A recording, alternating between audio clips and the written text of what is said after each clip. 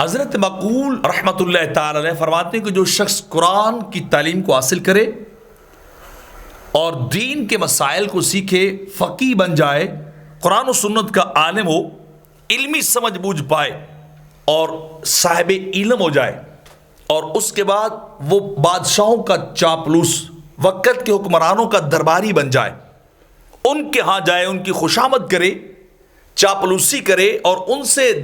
دنیا کی دولت اور مناصب اور مراتب کا طلبگار ہو، یعنی اپنے علم کو اس نے دنیا کے لیے استعمال کرنا شروع کر دیا، علم اس نے دنیا کے سامنے بیچنا شروع کر دیا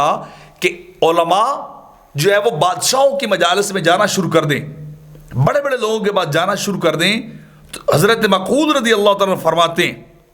کہ وہ جتنے قدم چل کر بادشاہ کے دربار کی طرف جاتا ہے اتنے ہی قدم زیادہ وہ جہنم میں گرا دیا جائے گا۔ جتنا ڈسٹینس طے کر کے، جتنا فاصلہ طے کر کے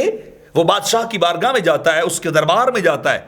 چاپلوسی کے لیے، خوشامد کے لیے،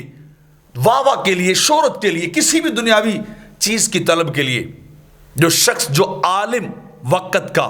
کسی بھی فرمان روا کے پاس جائے وہ اتنے قدم زیادہ جہنم کی گہرائی میں جائے گا، اتنا زیادہ آگ کے اندر جلایا جائے گا۔ جو دنیا کے لیے علم کو بیچتے ہوں، جو مناصب اور مراتب اور